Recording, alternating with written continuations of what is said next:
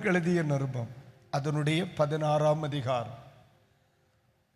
பரிசுத்த வேதாகமத்தில் ஒவ்வொரு திருச்சபைகளை குறித்தும் அநேக திட்டங்களை வைத்தார். ஒவ்வொரு திருச்சபைகளையும் ஒவ்வொரு கோணத்திலே பரிசுத்த ஆவியானவர் பார்க்கிறார். ஒவ்வொரு சபைகளும் ஏதோ ஒன்றிலே சிறப்புடையவர்களாக இருந்திருக்கிறார். ஆமாம், ஒவ்வொரு சபைகளும் ஒவ்வொரு விதத்தில் இருப்பாங்க. நீங்கள் நல்லா கவனிங்க. ரோமருக்கு அவர் எழுதும்போ அந்த சபையின் சிறப்பு என்ன? கீழ்ப்படிதல். கொரிந்திய திருச்சபைக்கு எழுதும் பொழுது அந்த சபையின் சிறப்பு என்ன? நீங்கள் யாதொரு வரத்திலும் குறைவில்லாதவர்களாய் இருக்கிறீங்க அப்படின்னு சொல்கிறேன். ஒவ்வொரு சபையினுடைய ஒரு ஸ்பெஷாலிட்டி இருக்கு. தெசலோனிக்கே சபையை குறித்து ஆண்டவர் பேசும் பொழுது உங்கள் விசுவாசம் யாவருக்கும் என்ன செய்யப்பட்டிருக்கிறது? தெரிய வந்திருக்கிறது அப்படி சொல்கிறார். இப்போ ஒவ்வொருவருக்குள்ளேயும் ஏதோ ஒரு திறமை இருக்கிறது. நான் எல்லாருக்கும் சொல்லும் பொழுது, இந்த வார்த்தையை சொல்லும் பொழுது நான் உங்களுக்கு ஒரு வார்த்தை சொல்லுவேன். நீங்கள் யாரோ ஒருவரை போல இருக்க ஒரு நாளும் முயற்சி செய்யக்கூடாது. ஏனென்றால் ரோம சபைக்கு தேவன் கொடுத்த தாளந்து கிருபை வேற, கொரிந்திய சபையின் பின்னணியம் வேற, அவர்களுக்கு கொடுத்த தாளந்து அபிஷேகம் வேற.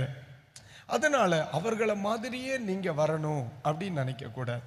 நம்ம ஒருவரை மாதிரி வரதா இருந்தா அது இயேசுவ மாதிரி தான். ஆமென். அது மாதிரி சில ஊழியங்களில் நீங்க கலந்து கொள்ளும் பொழுது சில சபைகளில் இருக்கிற ஆவிக்குரிய தன்மை, தரம், முயற்சிகள், பிராக்டிசஸ் இது இருக்காது. உடனே நீங்கள் அந்த பாஸ்டர் மோசம், இந்த பாஸ்டர் கொள்ள, அந்த சபை மோசம், இந்த சபை கொள்ளான்னு சொல்லப்படாது. அந்த ஊரில் அப்படி இருந்தால் தான் சரியாகும். அதனால் அவங்க அப்படி இருக்காங்க. இந்த ஊரில் இப்படி இருந்தால் தான் சரியாகும். அதனால் இந்த ஊரில் இவங்க அப்படி கர்த்தர் வச்சிருக்கிறார். அதனால் யாரும் சிறந்தவர்களும் அல்ல, யாரும் மோசமானவர்களும் அல்ல. கொஞ்ச நாளைக்கு முன்னாடி ஜார்க்கண்ட் போயிருந்தப்ப உண்மையிலேயே நானும் என்னோடு வந்த என் அன்பு போதகரும் ஒரு சிநேகிதனும் நாங்கள் இணைந்து இரவில் பேசி கொண்டிருக்கும் பொழுது, அம்மேன், பொதுவாக காலை கூட்டத்தில் 2-3 செக்ஷன்ல எல்லாம் அவங்க பாஸ்டர் ரொம்ப பெரியவர், அவர் அப்படி இருப்பார், இப்படி இருப்பார், அங்கே பிரசிங்கார், இங்கே பிரசிங்கார்னு எல்லாம் சொன்னாங்க. கொஞ்சம் நேரம் பார்த்து கடுப்பாய் போயிட்டேன். அப்புறம் கடைசி ஃபைனல் செக்ஷனில், அன்னைக்குள்ள ஃபைனல் செக்ஷனில் சொல்லி 100% சொல்லுதே, இந்த ஊரில் எல்லாம் வந்தால் ஒரு வாரம் கூட நான் தாக்கு பிடிச்சிக்கிட மாட்டேன். நம்ம என்னதான் பிரசிங்கியாராக இருந்தாலும் அந்த கிராமத்தில், அந்த ஊரில், அந்த வடதேசத்தில் அதற்குரிய அழைப்பும் அபிஷேகமும் உள்ள மனிதனால் மட்டும்தான் நாம் ஊழியம் செய்ய முடியும். ஊழியம் செய்ய முடியும். எவ்வளோ 1000 வருஷங்கள் பண்ணியிருந்தாலும் அந்த ஊரில் என்னால் ஒரு வாரம் தாக்கு பிடிக்க முடியாது. பிரசங்க என்ன பிரசங்கம், நிற்கவே மாட்டோம்ல. அதனால தான் யாரும் சிறந்தவர்கள் அல்ல, அவர்களை ஆண்டவர் கிருபை கொடுத்து அந்த இடத்துல வச்சிருக்கிறார். ஆமென், அல்லேலூயா. சில ஆட்கள் நினைப்பாங்க, எனக்கு அக்காளுக்கு கிடைச்ச புருஷன் எனக்கு கிடைச்சிருந்தா நீ தூங்கி செத்திருப்ப இதுக்கு முன்ன. அதெல்லாம் சரியாது. அவளுக்கு அவன் தான் சரியாகும், உனக்கு இவன் தான் சரியாகும். ஆமென், கர்த்தருக்கு ஸ்தோத்திரம். புருஷன் மட்டும் நல்லா இருக்கணும்னு பார்க்குறியே, அந்த புருஷன் மனைவி நல்லா இருக்கணும்னு நினைப்பானா இல்லையா?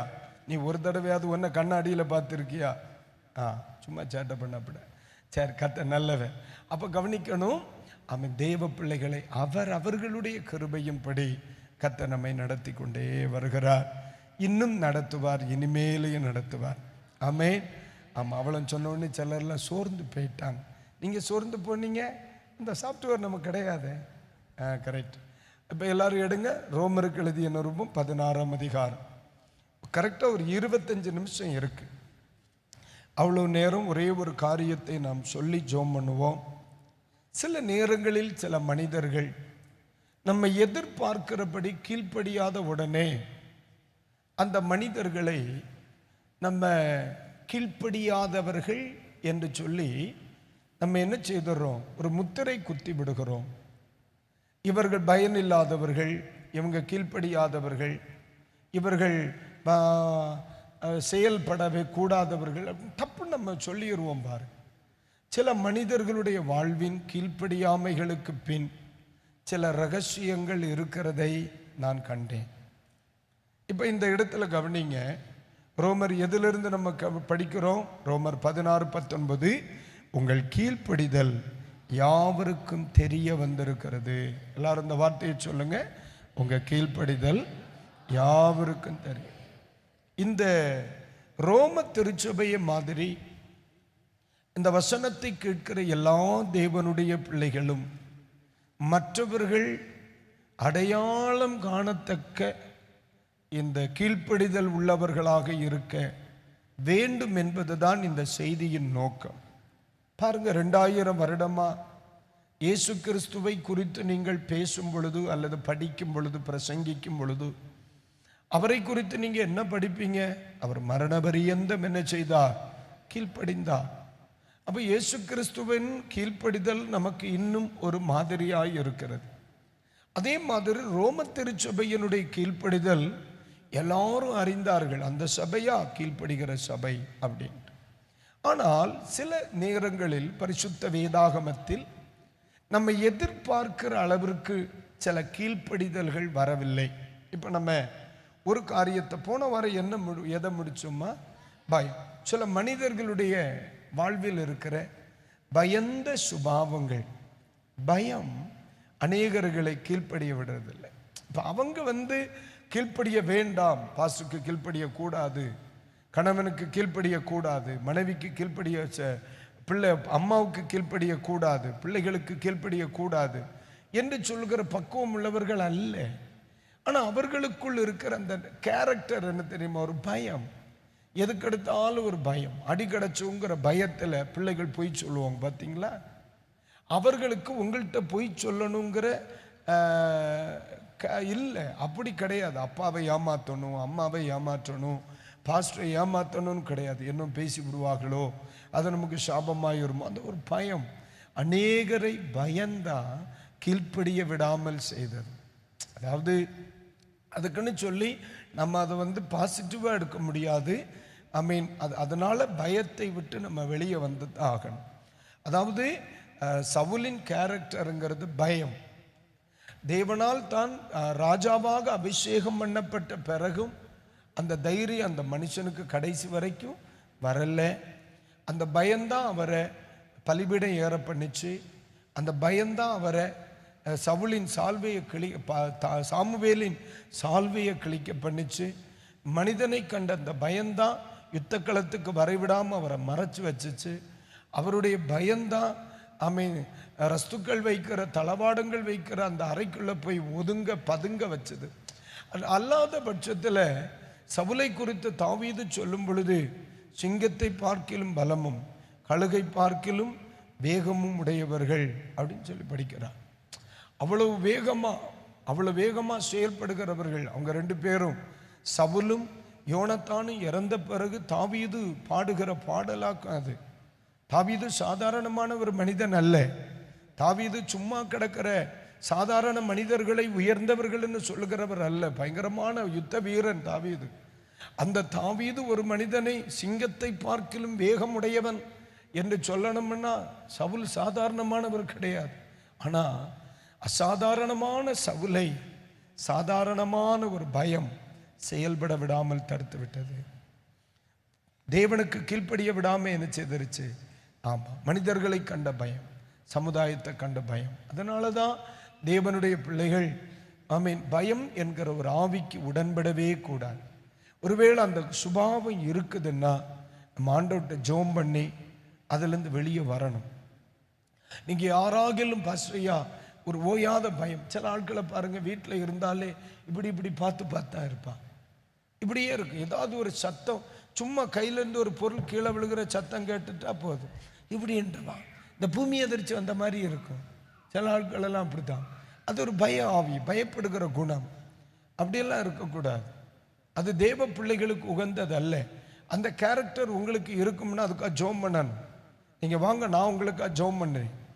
ஏன் அப்படின்னு சொன்னால் அது ஒரு ஆவி. அது உங்களை எதையும் செய்ய விடாது. சில ஆட்களை எல்லாம் ஊழியத்துக்கு எழும்பவே விடாது. நல்ல கிருபை வச்சுருப்பாங்க, நல்ல தாளந்து வச்சுருப்பாங்க, நல்லா படிக்க திறமை இருக்கும். யாராவது ஒருத்தர் படிங்க அப்படின்னு சொன்னால் எடுத்து வச்சிருப்பான், பெப்பரப்பேன்னு பார்த்துட்டு இருப்பான். பயம் ஆரம்பிக்கிறது. யாராகிலும் ஒருத்தர் முன்னாடி வாங்கப்பா அப்படின்னு கூப்பிட்டா தோத்துறோம். ஜெபம் பண்ண முடியும், ஆனால் ஒரு பயம். நல்லா ஜெபிப்பாங்க. சில பிள்ளைகள் அப்படித்தான். ஆரம்ப காலத்தில் நான் இப்படி இன்னார்னு சொல்ல மாட்டேன், ஆவியில் ஏவப்படுகிறவர்கள். யாருக்கும் ஏவாததுனால சிலருக்கு ஏவும், புரியும்னு நினைக்கிறேன். அவங்க மட்டும்தான் புதன்கிழமை அவங்களுக்கு மட்டும்தான் ஏவும், வெள்ளிக்கிழமை அவங்களுக்கு மட்டும்தான் ஏவும், சனிக்கிழமை அவங்களுக்கு மட்டும்தான் யாவும், ஞாயிற்றுக்கிழமை அவங்களுக்கு மட்டும்தான் யாவும். இவங்களுக்கு ஏன் ஏவுகிறது தெரியுமா? வேறு ஒருவருக்கும் ஏவாதபடியினாலே.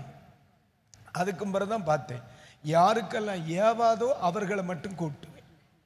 யாரெல்லாம் அற உறக்கத்தில் இருப்பானோ அவனை கூப்பிடுவேன் நான். இப்பொழுது இன்னார் ஜெபம் பண்ணுவாங்க. அப்போ தான் இப்படி யார் பேர் அது, கொரிந்தியரா நானா அப்படின்னு கேட்பான். அப்போது அந்த நிலைக்கு வர்றதுக்கு காரணம் ஜெபிப்பாங்க. ஜெபம் பண்ண ஆரம்பித்தாங்கன்னா நல்ல ஜெபம் வரும். வார்த்தைகளெல்லாம் ரொம்ப அழகாக இருக்கும். சில தங்கச்சிமார் தம்பிமார் ஜெபம் பண்ணுற ஜெபங்கள் எல்லாம் அப்படியே நம்மளை கட்டி போட்டுரும் அந்த வார்த்தைகள். ஆனால் அவங்களா ஜெபம் பண்ண முன் வர மாட்டாங்க. அதெல்லாம் சாசனுடைய ஒரு போராட்டம். உங்களை சவுலுக்குள்ள இருந்த ஆவி அதுதான். நல்ல திறமை இருக்கும், ஆனால் முன்னால் வர சாசு விடாது. ஒரு ஒரு ஒரு அந்த இடத்துல தங்கச்சி வாங்க, ஒரு பிள்ளைகளுக்கு 2 கோரஸ் சொல்லி கொடுங்க அப்படின்னு சொன்னால் நல்ல பாட்டு இருக்கும், நல்ல தாளந்து இருக்கும், நல்ல வாய்ஸ் இருக்கும், ஆனால் வரமாட்டாங்க. யாராவது ஒன்று போங்க. இங்கே ஒரு ஆள் வரும், அரை குறையுமானவே உற்சாகம் உள்ள பேதுரு வருவான். ஆனால் அவனுக்கு சரியாக பாட்டு வராது, தாளம் வராது. ஆனால் இவங்க கீழே இருந்தே இப்படிம்பா, ஆனால் அவனை முன்னால் வான்னா வரமாட்டான். இது ஒரு பொல்லாத ஆவி. அந்த பிசாசு உங்களுக்குள்ளே இருக்கப்படாது. அந்த பயத்தின் ஆவி இருக்கக்கூடாது. அது உங்களை ஊழியத்தில் வளர விடாத ஆவி. அது உங்களை ஊழியத்தில் வளர விடாத ஆவி.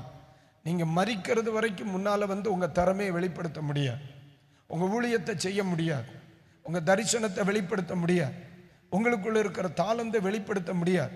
நீங்கள் ஒதுங்கி ஒதுங்கி ஒதுங்கி ஒதுங்கி நின்னீங்கன்னு வைங்க, யாரோ ஒருத்தங்க நின்று செயல்பட்டுக்கிட்டு போயிட்டே இருப்பாங்க. ஆமென், அல்லேலூயா, ஆமென், கர்த்தருக்கு ஸ்தோத்திரம், ஆமென். நம்ம எல்லாரும் யூதாவின் கூட்டமாக இருக்கணும்.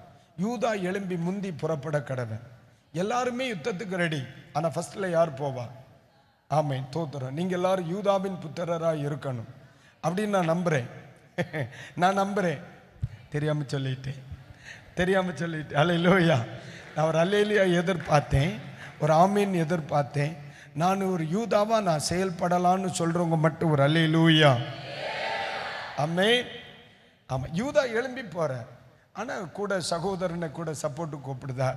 அதனால் நீங்கள் ஒவ்வொரு பிள்ளைகளுக்கும் சொல்கிறேன், இங்கே ஒரு ஒரு ஒரு ஆப்பர்ச்சுனிட்டி இருக்குன்னா நான் செய்கிறேன் அப்படின்னு வரணும்.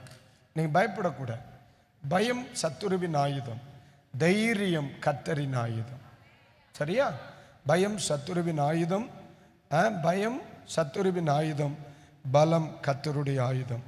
உங்களுக்கு திறமை இருக்குது, உங்களுக்கு கிருபை இருக்குது. கர்த்தர் பயன்படுத்துகிற எந்த இடத்துலையும் ஆவியில் ஏவப்பட்டவர்கள் ஜெபம் பண்ணுங்க அப்படின்னு சொன்னால் டப்புன்னு ஜெபம் பண்ணிடணும். அவ்வளோதான், உங்களை ஜெபிக்க முடியும். யார் பார்க்குறா? பேச்சுக்கே கிடையாது. ஆண்டவர் என்னை கொல்ல மாட்டார். என்னிடத்தில் தவறான வார்த்தைகள் இருந்தாலும், என்னிடத்தில் மிஸ்டேக்ஸ் ப்ரேயரில் இருந்தாலும் இயேசு என்னை தப்பாக சொல்லவே மாட்டார். ஏன் தெரியுமா? நம்ம குழந்தைகளாக இருக்கும் பொழுது, நம்ம அம்மா நம்ம பிள்ளைகள் குழந்தையாக இருக்கும் பொழுது, நம்ம பிள்ளைகள் நம்மகிட்ட உடனே கிராமர் மிஸ்டேக் இல்லாமல் பேசுனாங்க.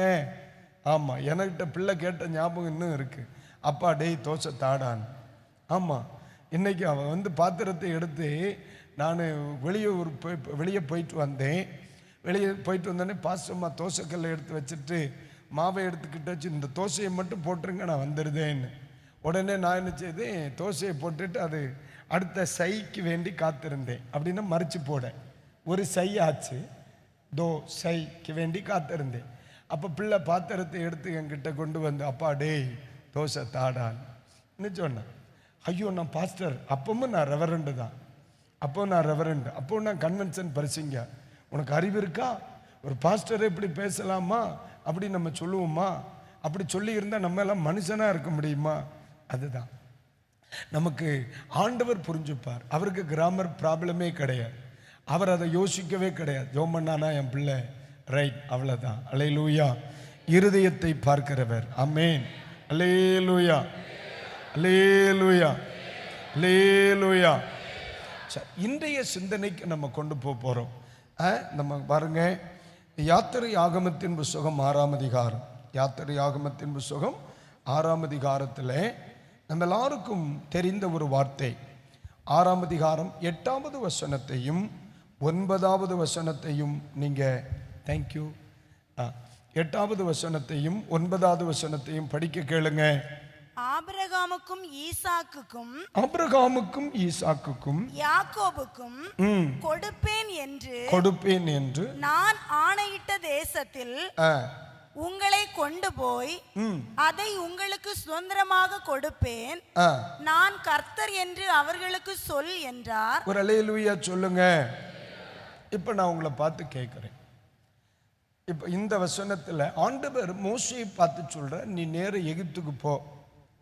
எகிப்துக்கு போய் நான் அப்ரஹாமின் தேவன் என்று சொல், நான் ஈசாக்கின் தேவன் என்று சொல், நான் யாக்கோபின் தேவன் என்று சொல், நான் அவர்கள் பிதாக்களுக்கு கொடுப்பேன் என்ற வாக்கு தத்த தேசத்தை அவங்கள கொண்டு போய் அந்த தேசத்தை அவர்களுக்கு சுதந்திரமாக கொடுப்பேன், கிளம்ப சொல்லு அப்படின்னு ஆண்டவர் போய் இஸ்ரவேல் ஜனங்களிடத்துல சொல்றதுக்கு மோசே என்ன செய்கிறார்?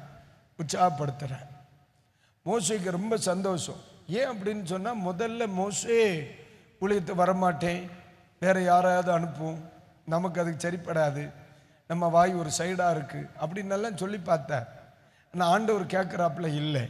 ஆண்டவர் நம்ம சௌரியத்துக்கு முடிவை எல்லாம் என்ன செய்ய மாட்டார், மாற்ற மாட்டார். அவர் சொன்னால் அப்படி நடக்கத்தான் செய்யும்.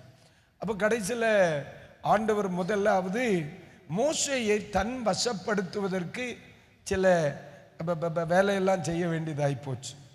அதை நீங்கள் அற்புதம்னு சொல்வீங்களா, மேஜிக்னு சொல்வீங்களா, மிராக்கல்னு சொல்வீங்களா அப்படின்னெல்லாம் எனக்கு தெரியாது. இல்லை, பைக்குள்ளே கை போடல, என்ன கையை போட்டார், வெரி குட், கை எடுத்துப்பார். ஐயே, பைக்குள்ளே போன இடம் மட்டும் குஷ்டரோகம் இருந்துச்சு. ஐயோ குஷ்டம்னா மறுபடியும் கையில் போடல, எடுத்துப்பார், சரியாயிட்டு. இதை மேஜிக்னு சொல்லவா, மிராக்கல் சொல்லவா? அவன் அந்த மனிதனை கையில் இருக்கிற அந்த மனிதனை தன் வசப்படுத்துவதற்கு, அந்த மனுஷனை தன் ஊழியத்தின் தன் எல்லைக்குள்ள கொண்டு வரதுக்கு பெரிய பிரசங்கம், பயங்கரமான அற்புதம், ஆண்டவரே வந்து அப்படியே மிராக்கள் எல்லாம் பண்ணி அவரை ஒரு வழி பண்ணி அப்படியே கொண்டு வந்து ஆண்டவர் சொல்றா, நீ போய் சொல்லு, அவங்க சொன்னா கேட்பாங்கன்ற. இப்போ மோசே ஒரு பெரிய சந்தோஷம் என்னன்னா, ஆண்டவர் சொல்றா, இந்த அற்புதத்தை செய், இல்லைன்னு சொன்னா கையில் இருக்கிற கோலை என்ன செய், பயன்படுத்து, அதுலேயும் கேட்கலன்னு சொன்னால் நெயில் நதியில் அடி, அப்புறம் மீதியை நான் பார்த்துக்கிறேன்னு சொல்லி இவரை பக்காவாக 3 வருஷம் பைபிள் காலேஜ் முடித்த ஒரு சர்டிஃபிகேட்டோடு அனுப்புகிறார். அங்கே போய் இவர் பிரசங்கம் பண்ணுதார். அங்கே போய் அவர் பிரசங்கம் பண்ணனா என்ன பிரசங்கம் பண்ணார்?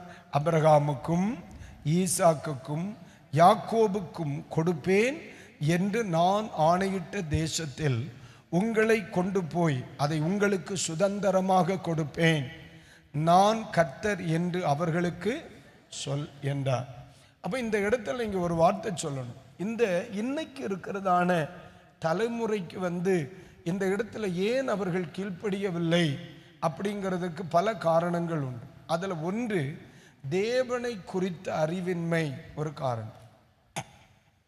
இந்த இடத்துல நான் தான் கர்த்தர் என்று அவர்களுக்கு சொல், அவர்களுடைய தெய்வம் நான் அவன்கிட்ட போய் சொல்லுடான்ற.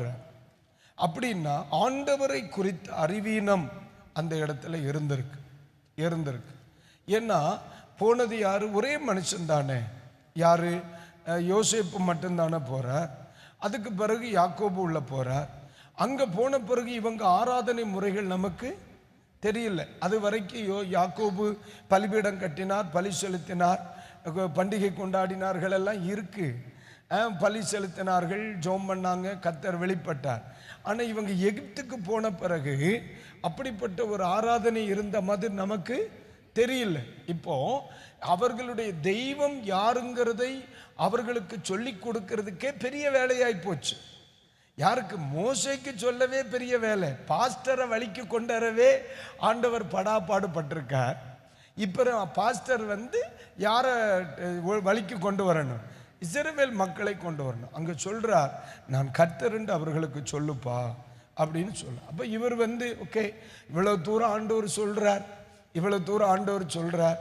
ஆண்டவர் சொன்னா சரியாத்தான் இருக்கும். சரிதானே? ஹலோ, சரிதானே? ஆண்டவர் சொன்னா சரியாத்தானே இருக்கும். அவர் நம்மளை மாதிரி யோசிக்காம செயல்பட மாட்டார்ல. அப்போ ஆண்டவர் மேல நம்பிக்கை வச்சுட்டு இவர் கிளம்புறார். அங்க போய் இவர் எல்லாத்தையும் சொல்லுதாரு. அடுத்த வசனத்தை படிங்க, 9வது வசனம்.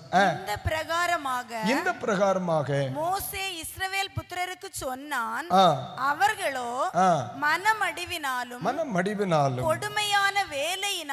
கொடுமையான வேலையினாலும் மோசேக்கு செவி கொடாமற் போனார்கள். கைகளை உயர்த்தி ஒரு அல்லேலூயா. அவ்வளவு. இப்ப என்ன பிரச்சனை? அவர்கள் செவி கொடாமல் போனார்கள். ஆண்டவர் எதிர்பார்த்த கீழ்ப்படிதல் அங்கு இல்லை. ஆண்டவர் எதிர்பார்த்த மனமாற்றம் அங்கு இல்லை. ஆண்டவர் எதிர்பார்த்த சமர்ப்பணம் அங்கு இல்லை. ஆண்டவர் எதிர்பார்த்த ஸ்தோத்திர அர்ப்பணிப்பு அங்கு இல்லை. ஆண்டவர் எவ்வளவு டென்ஷனாய் வந்து வேலை செய்கிறார். அதாவது ஆண்டவருடைய ஒர்க் ரொம்ப ஹார்ட் ஒர்க். நம்ம எல்லாம் சாஃப்ட் ஒர்க். ஆண்டவர் ரொம்ப ஹார்ட் ஒர்க் பண்ணுவார். ஆண்டவர் இஸ்ரவேல் ஜனங்களை வெளியே கொண்டு போறதுக்கு ப்ராசஸிங் இயர் எத்தனை? ஏறத்தாழ 400 வருஷங்கள். ஏன் அப்படின்னா, ஆண்டவர் அப்ரஹாமுக்கு சொன்னார், உன் ஜனங்கள் 400 வருடம் அந்நிய ஜனங்களை என்ன செய்வாங்க? சேவிப்பாங்க. அப்புறமா நான் வெளியே கொண்டு வருவேன் அப்படின்னு 400 வருஷங்கள் வெயிட் பண்ணி 80 வருஷத்துக்கு முன்னாலே ஆண்டவர் வேலையை ஆரம்பிச்சிட்டார். இப்ப மோசேக்கு எத்தனை வயசு? மோசேக்கு எத்தனை வயசு? 80 வயசு ஆகுது. மோசையை பிறக்க பண்ணினார், பாதுகாத்தார், அடுத்த வீட்டில் சோத்தை கொடுத்து வளர்த்தினார். 40 வயசுல அப்படியே கத்தர் கலப்பினார். அப்புறம் 40 வருஷம் அப்படி இப்படிமா ஓட வச்சார். 40 வருஷம் ஒரு மனுஷனை பாஸ்டர் ஆக்குறதுக்கு பைபிள் காலேஜில் சேர்த்திருக்கார். 40 வருஷம் எங்க பைபிள் காலேஜ்? இங்க சோத்தை போட்டு பைபிள் காலேஜ், அப்புறம் மேய வச்சு பைபிள் காலேஜ். 80 வருஷம் பைபிள் காலேஜ். பாருங்க, பயங்கர சர்டிஃபிகேட். என்னை பொறுத்து அதனாலதான் ஆண்டவர் மோசேக்கு கையில் கல்லுனால் செய்த சர்டிஃபிகேட்டை கொடுத்தார். சீனாமலையில் 10 கற்பனை. அல்லேலூயா. பூமியிலேயே ரொம்ப வெயிட்டான சர்டிஃபிகேட் சுமந்த ஒரே ஆள் மோசே தான். ஆனா என்ன செய்துட்டார்? நீனும் உன் சர்டிஃபிகேட் கிழிச்சு கீழே போட்டார். ஏன்னா நம்ம பார்த்த பார்வைதான் விட்டமாக்கும். 2வது, ஒரே சர்டிஃபிகேட்டை ரீகாப்பி வாங்கின ஒரே ஆள் மோசே. நிறைய படிக்கணும் மோசையை குறித்து. ஆமா, ஆண்டவர் நல்ல. ஆனா அந்த விஷயத்துல நான் சொல்றேன், நம்ம எல்லாம் ஒரு சர்டிஃபிகேட் கலைஞ்சிட்டுனா என்ன சொல்லுவீங்க? ஒரு சர்டிஃபிகேட் கலைஞ்சா 2வது சர்டிஃபிகேட்டுக்கு அப்ளை பண்ணி அதுக்கு டூப்ளிகேட். ஆமா, டூப்ளிகேட். முதல்ல கரெக்டா அது டூப்ளிகேட் தான். ஏன்னா முதல்ல செய்தது கர்த்தர், நல்லா இருந்து. 2வது இழைத்தது மோசே. அதாவது ஆண்டவர் சொன்னார், முதல்ல நானே சர்டிஃபிகேட்டை ரெடி பண்ணி கையெழுத்து போட்டு தாரேன்னா, 2வது நீயே எழுதிட்டு வா கையெழுத்து போடுதேன்னார். அது மாதிரி தான் டூப்ளிகேட்டை கொடுத்து விட்டார். ரொம்ப வெயிட்டான தோத்திரம் சர்டிஃபிகேட் வச்சிருந்தது அவர் தான். அது மாதிரி அவருக்கு கிராஜுவேஷனுக்கு வேற யாருமே போகலை, அவர் மட்டும்தான் போனார். ரொம்ப ரிஸ்க் எடுத்து போய் சர்டிஃபிகேட் வாங்கிட்டு வந்தார். ஏன்னா போனது மலையில் இல்லை. ஆமாம், சும்மா சாதாரணமாலாம் கிடையாது. 40 நாட்கள் தண்ணியும் கிடையாது, சோறும் கிடையாது. அவ்வளோ அழகாக கிராஜுவேஷன் சர்வீஸ் ரொம்ப நாள் நடந்தது அவருக்கு மட்டும்தான். நமக்கெல்லாம் 20 நிமிஷத்தில் கிராஜுவேஷன், அரை மணி நேரத்தில் கிராஜுவேஷன். அவருக்கு 40 days கிராஜுவேஷன். ஆமாம், பயங்கரமான. இவ்வளவு பாடுபட்டு அவரை பாஸ்டர் ஆக்கி அவரை கொண்டு இப்போ ஊழியத்துக்கு கொண்டு விட்டார்.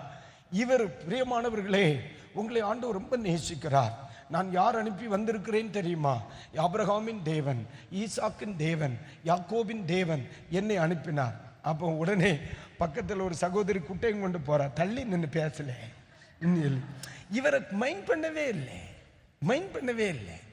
நம்ம இந்த இடத்துல இங்க ஒண்ணு கவனிக்கணும். இந்த மனுஷன் 40 வருஷமா கத்தர் ஹார்ட் ஒர்க் பண்ணி இந்த மனுஷனை பாஸ்டர் ஆக்கி கொண்டு விட்டுருக்கார். இந்த ஆளு பெரிய சர்டிஃபிகேட் வாங்குறதுக்கு ரெடி ஆயிட்டு இருக்கிறார். இவ்வளவு கஷ்டப்பட்டு இவ்வளவு தூரம் யாத்திரை செய்து, பிரியமானவர்களே, இயேசு உங்களை நேசிக்கிறான்னு சொல்லி இந்த மனுஷன் சொல்லும்போ, குட்டை சுமந்துட்டு போன அக்கா என்ன சொன்னா? கிட்டோடி தான் போனா, தம்பி நீ ஒரு காரியம் செய், அந்த பாறையில் யாருன்னு என்னன்னு சொல்லு, எங்களுக்கு இடையூறாரு. தள்ளி இல்லை நீ இல்லை. அப்ப யோசிச்சு பார்த்தார், அட பாவி, ஏன் உன் விடுதலைக்கெல்லாம் நான் பேசுறேன், உன் விடுதலைக்கெல்லாம் நான் பேசுறேன், உன் குடும்பத்து சமாதானத்துக்கெல்லாம் நான் பேசுறேன், உன் சந்தோஷத்துக்கெல்லாம் நான் பேசுறேன். 400 வருஷம் நீ படுகிற பாடுகளிலிருந்து உன்னை விடுதலையாக்க இல்லடா நான் பேசுறேன். ஆனா நமக்கு நன்மையாய் கொண்டு வந்த வார்த்தையை கூட நமக்கு செவி கொடுக்க முடியாமல் பண்ணினது என்ன தெரியுமா மக்களே? அவர்களுக்குள் உண்டான மன மடிவும் கொடுமையான வேலைகளும். சில குடும்பங்கள் கீழ்ப்படிவதற்கு அவர்களுக்கு மனதில்லாமல் இல்லை, அவர்கள் சுமக்கும் சில சுமைகள். அல்லேலூயா. பரிசுத்த ஆவியானவர் என்னை இந்த பகுதியை படிப்பித்த பொழுது ஆண்டவர் சொன்னார், ஒரு நாளும் உன் பிள்ளைகளை தோத்திரம் நீ சீக்கிரமாய் என்ன செய்துவிடக்கூடாது, சர்டிபிகேட் பண்ணக்கூடாது. அவர்களுடைய பின்னணியங்கள் வேறே, அவர்களுடைய சூழ்நிலைகள் வேறே. அவர்கள் நம்ம நினைச்சிருவோம், என்ன அந்த பையன் இப்படி பண்ணிட்டு இருக்கிறான் அப்படின்னு சொல்லுவேன். ஆனா உண்மையிலே ஒரு நல்ல தகப்பனாக போதிக்கிறார். ஐயா, உன் பிள்ளைகள் 1000 சுமை சுமந்து வந்து உட்கார்ந்துருப்பான். அதனாலதான் இயேசு கிறிஸ்து ஊழியத்தை ஆரம்பிச்ச உடனே உபதேசம் பண்ணலையே, முதல்ல அவர்களின் தோளில் இருந்து சுமையை கர்த்தர் இறக்கினார். ஆண்டவருக்கு தெரியும். எடுத்த உடனே உபதேசத்தை பத்தி இயேசு பேசவே இல்லையே. இன்னைக்கு நிறைய ஆட்களை கவனிங்க, வெளியே வந்த உடனே முதல்ல உபதேசம் தான். கர்த்தருக்கு ஸ்தோத்திரம், பெயிண்ட் அடிச்சிட்டு வா அப்படின்றான். முதல்ல அவனுடைய சுமையை இறக்கி வரணும். அவனுடைய அங்க என்ன இருக்கு? அவனுக்கு மன மடிவுகள் இருக்கிறது. நீ கேட்கறது, நீ பேசுறது நல்லதுதான், ஆனா உள்ள இடம் இல்லையே, நிறைய உள்ள கிடக்கு. அதாவது ஒரு பென் டிரைவ் எடுத்துக்கிடுங்க, அந்த பென் டிரைவ்க்குள்ள ஏற்கனவே நிறைய நீங்க சேவ் பண்ணி போட்டிருக்கீங்க.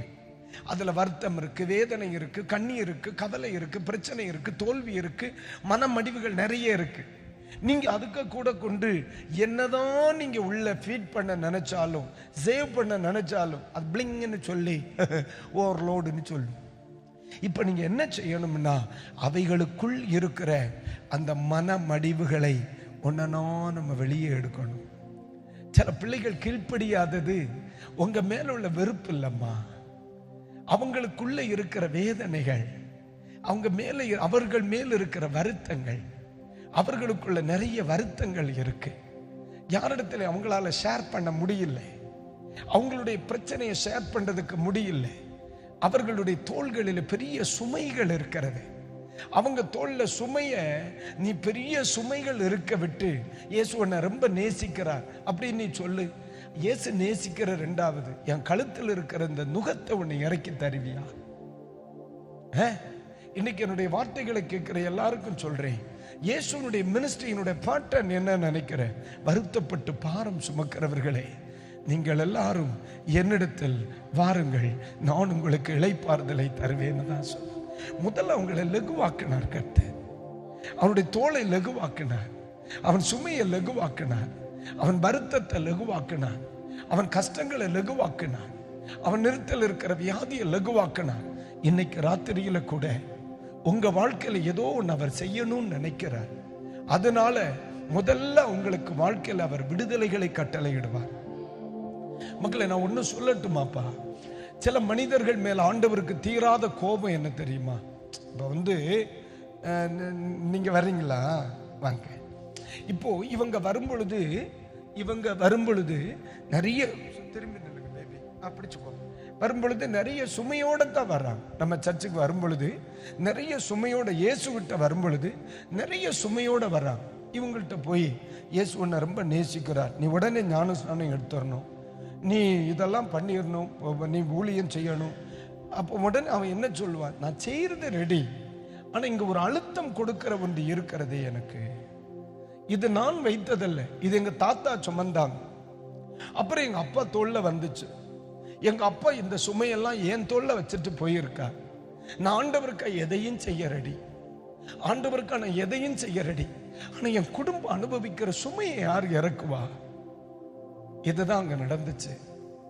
மோசேயை யாருக்கும் பிடிக்காம இல்லை. மோசே திரும்பி வந்தது மக்களுக்கு ஆனந்தம். மோசே திரும்பி வந்ததுல அவங்களுக்கு ரொம்ப ஆனந்தம். ஆண்டவர் எங்களை நினைத்தார் என்று கேட்பதில் எனக்கு ரொம்ப சந்தோஷம். எங்களுக்கும் ஒரு தெய்வம் இருக்கிறாரே என்று கேட்கும் பொழுது எனக்கு ரொம்ப சந்தோஷம். ஆனா எனக்கு செவி சாய்க்க நேரம் இல்லை. எனக்கு 1000 செங்கல் அறுக்கணும். நீ சொல்லுகிற அரை மணி நேரம் பிரசங்கம் கேட்டேன்னா 30 செங்கல் குறைச்சு அறுத்துருவேன். அவன் போட்டு பலார் பலார் பலார்னு என்ன அடிப்பாமே. உன் பிரசங்கத்தின் மேல எனக்கு விருப்பம் இல்லாம இல்லை, உன் ஆராதனை மேல எனக்கு விருப்பம் இல்லாம இல்லை. ஆனா வந்து உட்கார முடியல, என்ன நான் துன்மார்க்கனோட வாழ்ந்து கொண்டிருக்கிறேன்.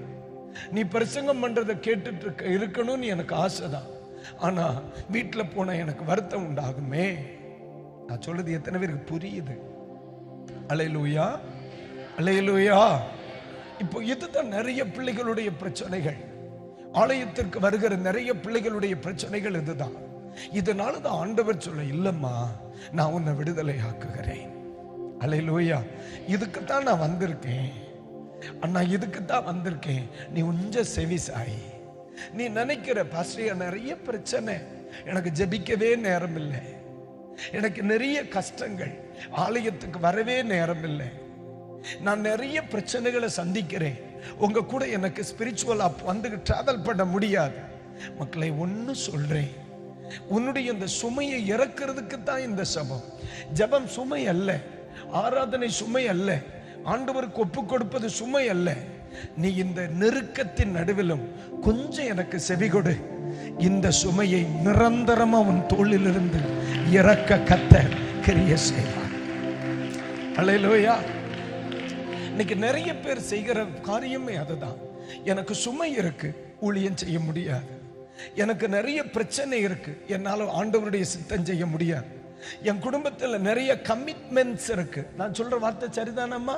கமிட்மெண்ட்ஸ் இருக்கு, எனக்கு இதை விட்டுட்டு உங்க கூட ஊழியத்துக்கு வர முடியாது.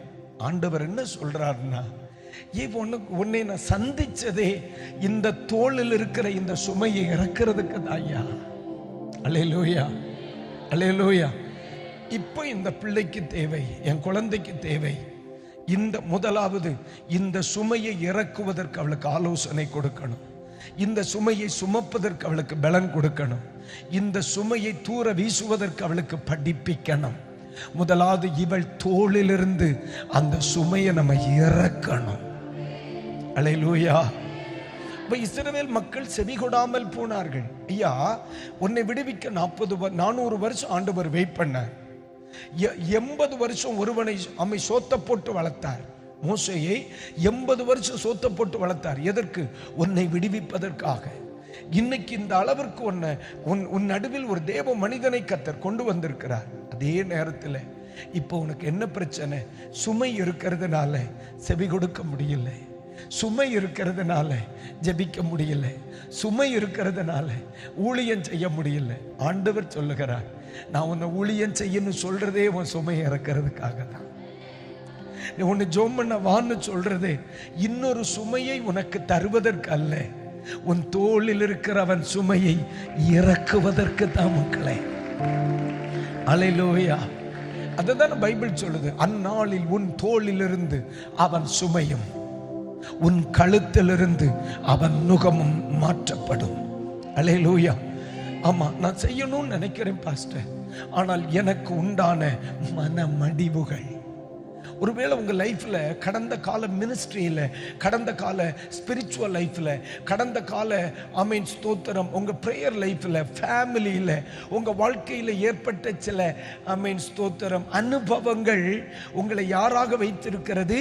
மனமடிவுள்ளவர்களாக வைத்திருக்கலாம். இன்னைக்கு சிலரோட பேசும் பொழுது, என்னத்த வாழ்க்கை பாஸ்டர், என்னத்த பிரசங்கம் பாஸ்டர், என்னத்த வாக்கு தத்தம் பாஸ்டர், இதெல்லாம் கேட்டு கேட்டெல்லாம் வெறுத்துட்டேன், இப்போது செவிக்கு இதை கேட்கவே பிடிக்கல. ஆமா, 40 வருஷமா நான் கேட்காத பிரசங்கம்மா, 40 வருஷமா நான் கேட்காத வாக்கு தத்தம்மா, 40 வருஷமா நாங்க பார்க்காத ஜபமா, நாங்க இதெல்லாம் பார்த்து பார்த்து இனி வாழ்கிறது வரைக்கும் போறது வரைக்கும் போட்டுன்னு நாங்க விட்டாச்சுன்னு நீ நினைக்கிறே. ஆனா இன்றைக்கு ராத்திரியில் கர்த்தர் சொல்லுகிற, இல்ல இல்ல, இந்த சுமை உன் தலைமுறைக்கு போக கூடாது. நான் சொல்றது எத்தனை பேருக்கு புரியுது? அல்லேலூயா, ஆமென். இப்போ இஸ்ரவேலில் இருக்கிற, எகிப்தில் இருக்கிற இஸ்ரவேல் மக்கள் மேல் ஒரு சுமை இருக்குல்ல, அது அவங்களுக்குள்ளது இல்ல, அவங்க அப்பாவுக்குள்ளது. அவங்க அப்பாட்ட கேட்டா அது என்னது இல்ல, எங்க அப்பாவுக்குள்ளது. அவங்க அடுத்து கேட்டா எங்க அப்பாவுக்குள்ள 4 தலைமுறையாக்கும் கிடந்து அடிபடுது உள்ள. இப்ப இந்த பிள்ளைக்கு மேல் இருக்கிற இந்த சுமை, இது இவன் செய்த பாவத்தின் பின்விளைவு அல்ல. இந்த சுமை எப்படி வந்துன்னே இவனுக்கு தெரியாது, இந்த சுமை எங்க இருந்து வந்துன்னே எனக்கு தெரியாது. எனக்கு அப்பா என்ன தோல்ல இறக்கி வச்சுட்டு போனாரியா. சரி, உனக்கு அப்பாக்கு யாரு கொடுத்தா? அவருக்கு அப்பா கொடுத்திருப்பாரா இருக்கும், அவருக்கு அப்பா கொடுத்திருப்பார். யாரோ ஒருவருடைய சுமையை நான் சுமக்கிறேனே. ஆமென். என்று நீங்கள் இந்த ராத்திரியின் சத்தத்தை கேட்பீர்கள். ஆனால் ஆண்டவர் சொல்லுகிறார், என் பிள்ளைகளை, உங்களை கீழ்ப்படிய விடாமல் உங்களை அழுத்திக் கொண்டிருக்கிற சில மனமடிவுகளும் கொடுமையான சில வேலைகளையும் உங்கள் மேல் இருக்கிற சில நுகத்தையும் இறக்குவதுதான் என் ஆண்டவருடைய மிகப்பெரிய மிகப்பெரிய மிகப்பெரிய வேலை என்று பரிசுத்த ஆவியானவர் சொல்லுகிறார். ஒரு அல்லேலூயா, சத்தம் அல்லேலூயா. நீங்க நினைக்கலாம், என்னைக்கு இதை அனுபவிக்கணுமா பாஸ்டர்யா? நான் எத்தனையோ பேருடைய வாக்குத்தத்தங்களை நான் கேட்டுட்டேன். என் தலையில கை வச்சு எத்தனை பேர் தீர்க்க தரிசனம் சொல்லி இருப்பாங்க தெரியுமா? எத்தனை வருஷங்கள் தீர்க்க தரிசனம் சொல்லி இருப்பாங்க தெரியுமா? இன்னி என் தோளை விட்டு இது மாறவில்லையே என்று நீ கேட்கலாம். இன்றைக்கு ராத்திரியில் சொல்லுகிறார், மகனே, நான் உன்னில் செய்ய நினைக்கும் சில காரியங்களுக்கு தடையாய் இருக்கிற நீ சுமந்து கொண்டிருக்கும் சில சுமைகளை இறக்க விரும்புகிறேன். இன்றைக்கு ராத்திரி அதற்குத்தான் கர்த்தர் விரும்புகிறார். அல்லேலூயா, அல்லேலூயா. இப்ப ஆவியானவர் சொல்லுகிற ஒரு வார்த்தையை சொல்றேன், மக்களே, இது உன்னுடைய சுமை அல்ல, இது எனக்கு சுமை. நான் உன்னில் நிறைவேற வேண்டும் என்று நினைக்கிற காரியத்திற்கு இது தடையா இருக்கு. நான் சொல்றது எத்தனை பேருக்கு புரியுது? இது உனக்கு சுமை, உனக்கு பழகி போச்சு. ஆனா நான் உன்னை ஊழியத்தில் கொண்டு வர விரும்புகிறேன். நான் உன்னை கொண்டு எழுப்புதலை கொண்டு வர விரும்புகிறேன். நான் உன் வீடை ஜபை வீடா கொண்டு வர விரும்புகிறேன். நான் உன்னை ஊழியத்தில் கொண்டு வரணும்னு நினைக்கிறேன். ஆனா நான் உன்னில் நினைக்கும் சில காரியங்கள் உன்னில் நிறைவேறாமல் இருப்பதற்கு இந்த சுமை ஒரு தடையாக இருக்கிறது. அதனாலதான் கர்த்தர் சொல்லுகிறார், இன்னைக்கு ராத்திரி அதை இறக்கித்தான் ஆகணும், இறக்கித்தான் ஆகணும். நான் சொல்றது புரியுதா அம்மா? அல்லேலூயா. நான் கீழ்ப்படிய ரெடி, ஆனா இதை வச்சிருக்கும் அதை செய்ய முடியாது. அல்லேலூயா. இப்போ ஒரு காரியத்தை சொல்றேன். இந்த பைபிளை பிள்ளைக்கு கையில கொடுக்கணும். அவ சொல்றா, நான் இதை வாங்க ரெடி, இதை வாங்கினா அது கீழே விழுந்துருமே, அதை என்னால ஒன்னும் செய்ய முடியாது. இந்த ஊழியத்தை செய்ய அவ ரெடி, ஜபிக்க அவ ரெடி, ஆண்டவருடைய சித்தம் செய்ய அவ ரெடி. ஐயோ, அவ தோல்ல 2 கையும் பிடிக்க சுமை வச்சிருக்கா. இப்ப ஆண்டவர் என்ன சொல்லுகிறார்? அப்படியா? ஹல்லேலூயா. இதுதான பிரச்சனை. இப்ப பாருமா, இப்போ இந்த சுமை உங்களுக்கு அல்ல சுமை, இப்ப ஆண்டவருக்காக சுமை. நான் சொல்றது புரியுதா? இப்ப ஆண்டவர் யோசிக்கிறார், என் பிள்ளைய விட்டு இந்த சுமையை இறக்குனா இவ இதுக்கு பதிலா என் வேதம் சுமப்பாளே, என் வேதம் சுமப்பாளே. ஹல்லேலூயா. நான் சொல்றது எத்தனை பேருக்கு புரியுது? என் பிள்ளை வேதம் சுமப்பாளே, என் பிள்ளை சுவிசேஷம் சொல்லுவானே, என் பிள்ளை இதுக்கு பின்னால ஓடாமே, செங்கல் இருக்க ஓடாமே, பலிபீடம் கட்டி என்னை ஆராதிப்பாமில்லை என் பிள்ளை. அப்ப ஆண்டவர் யோசிக்கிறார், உனக்காக இது மாறணுமோ இல்லையோ, மகளே, எனக்கு வேண்டியாகிலும் நீ விடுதலையாக. ஹல்லேலூயா. எத்தனை பேருக்கு நான் சொல்லுகிறது புரியுது? இன்னைக்கு ராத்திரி உனக்காக நீ விடுவிக்கப்படுகிறாயோ இல்லையோ, மக்களை, தெய்வத்திற்கு வேண்டியாகிலும் நீ விடுவிக்கப்படணும். ஹல்லேலூயா. உன்னை தெய்வம் ரட்சித்தது இதை சுமக்க அல்ல, இதை சுமப்பதற்கு அல்ல, பாடுகளை சுமப்பதற்கு அல்ல, வைக்கோல் சுமப்பதற்கு அல்ல, கடனை சுமப்பதற்கு அல்ல, பிதாக்கள் தந்து போன சாபத்தை சுமப்பதற்கு அல்ல. உன்னை ஆண்டவர் இதற்கு அல்ல அழைத்தது, அவருடைய வேதத்தையும் இயேசுவின் சிலுவையையும் சுமப்பதற்கு. விசுவாசிக்கிற பிள்ளை கைகளை தட்டி உடரதனமகரபலமகதுனி, இந்த வார்த்தை என் குடும்பத்தில் நடக்கணும்னு சொல்றவங்க ஒரு கணம் ஆவியில் நிரம்பி கர்த்தரை துதிங்க பார்க்கலாம். இப்ப சில விடுதலைகள் நடக்க போகிறது. சில சூழ்நிலைகளை கர்த்தர் மாற்ற விரும்புகிறார். சில சூழ்நிலைகளை கர்த்தர் மாற்ற விரும்புகிறார்.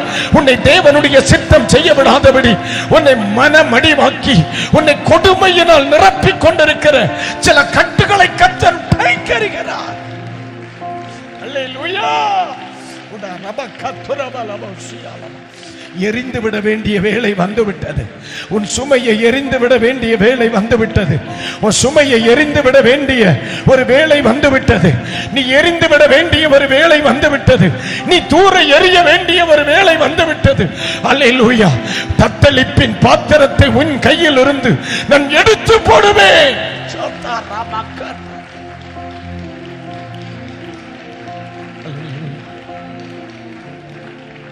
அல்லேலூயா, அல்லேலூயா, அல்லேலூயா.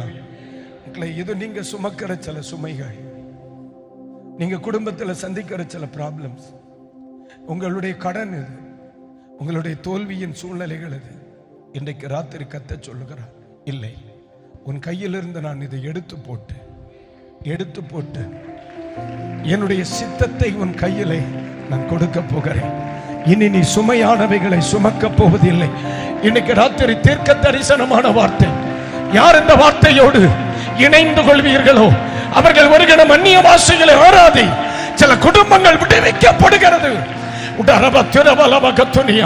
உன் தோளில் இருந்த அவன் சுமை, உன் தோளில் இருந்த அவன் சுமை இத்தனை வருஷமா 4 தலைமுறையா நீ அனுபவிக்கிற சில இன்னல்களை இன்றைக்கு ராத்திரி கர்த்தர் தைக்கிறார்.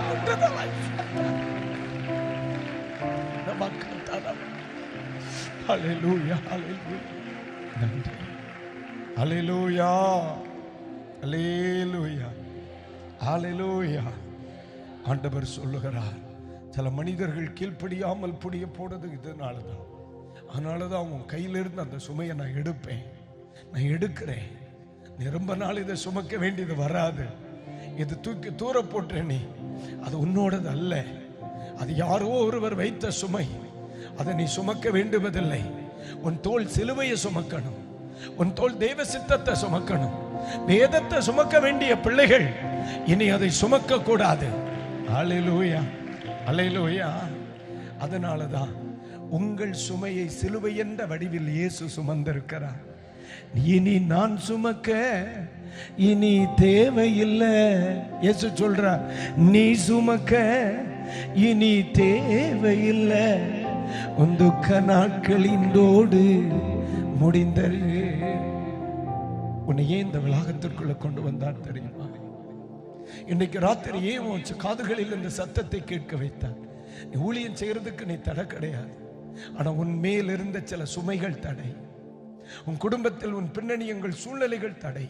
மனமுடைந்து போயிருக்கிற ஒவ்வொரு பிள்ளைகளை பார்த்து இந்த ராத்திரி ஆண்டவர் சொல்லுகிறார், அந்நாளில் உன் தோளில் இருந்து அவன் சுமையும் உன் கழுத்தில் இருந்து அவன் நுகமும் மாற்றப்படும். அபிஷேகத்தினால் நுகம் முறிந்து போகும். ஹல்லேலூயா. நம்ம பாரத்தை இயேசுப்பா மேல வச்சிருங்க, இயேசுப்பா மேல வச்சிருங்க.